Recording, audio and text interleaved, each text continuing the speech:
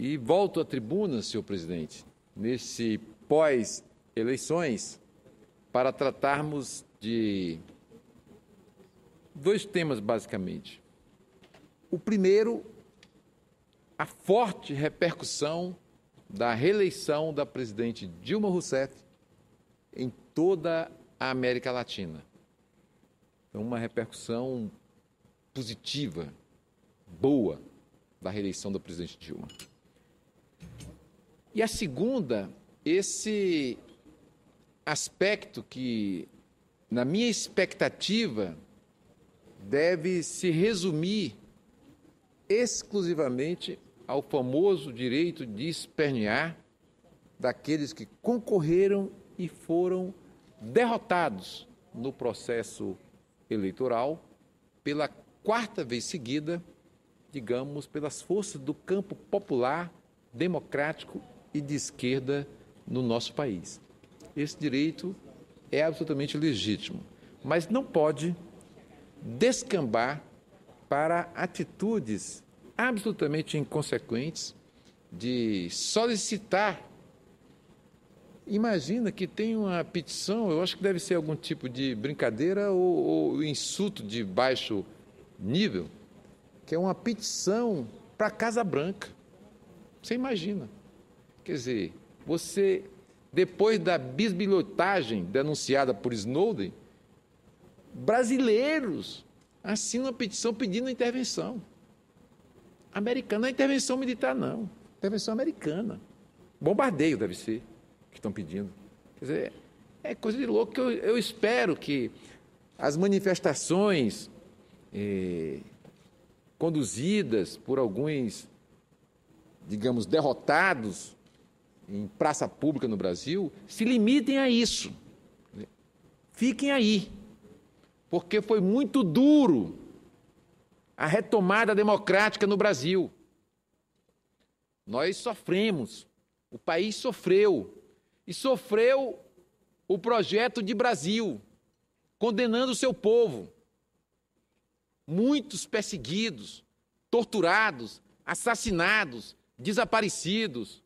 Sinceramente, eu espero que os arreganhos se limitem ao velho e legítimo direito dos derrotados espernearem. Nós tivemos isso.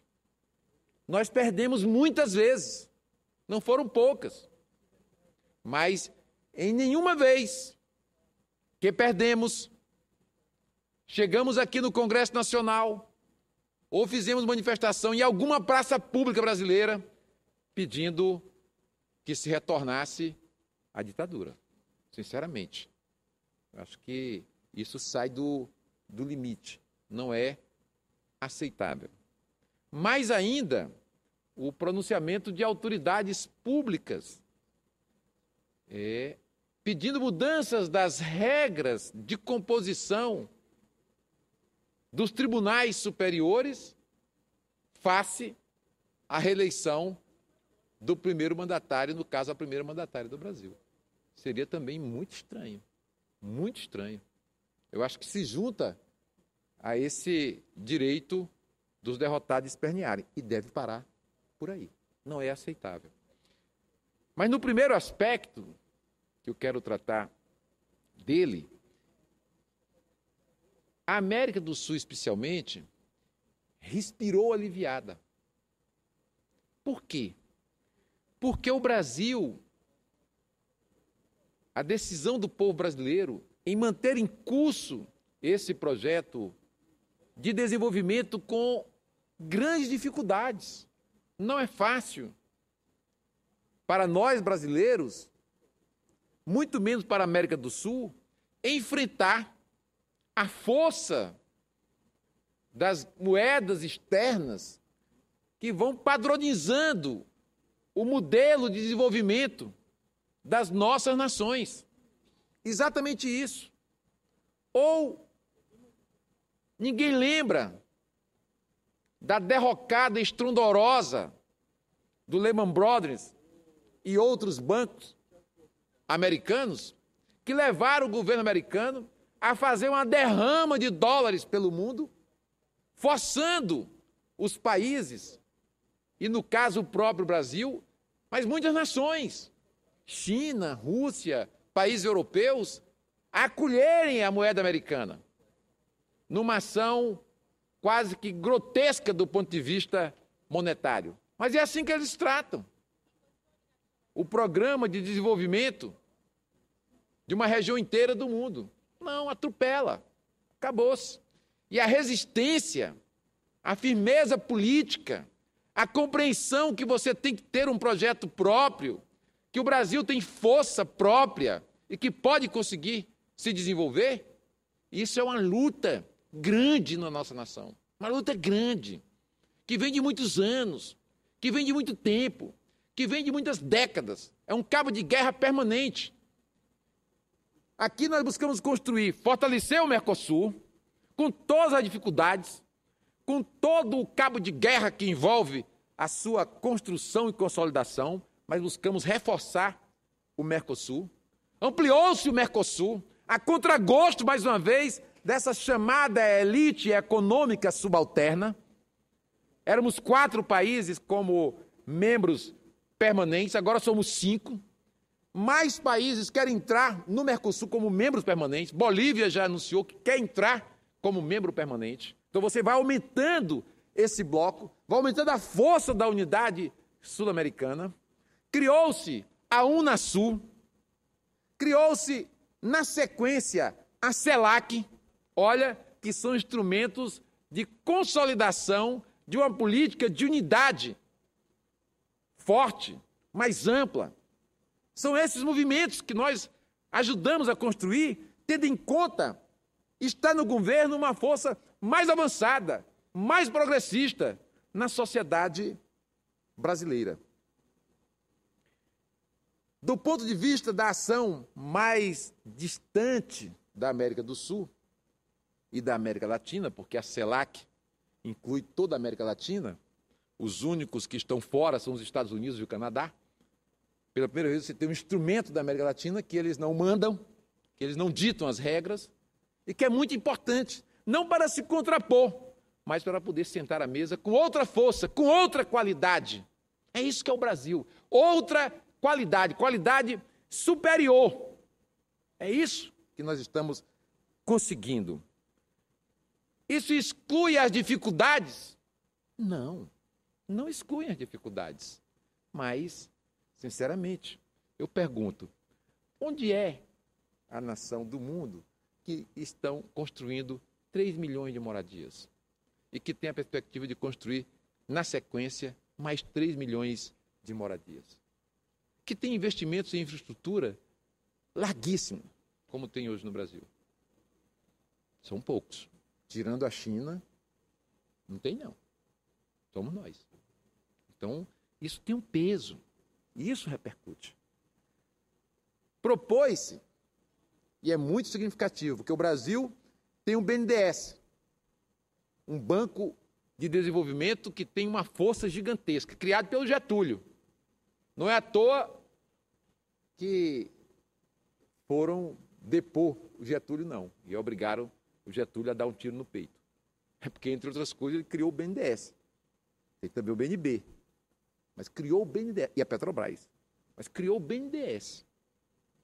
Agora, nós temos aqui o BNDES, que é um instrumento forte, que contribui com o desenvolvimento do Brasil, mas contribui com o desenvolvimento da América do Sul e da América Latina. Agora, também se propôs e vai surgir o Banco do Sul, também como Banco de Desenvolvimento. É um outro instrumento forte. Por quê?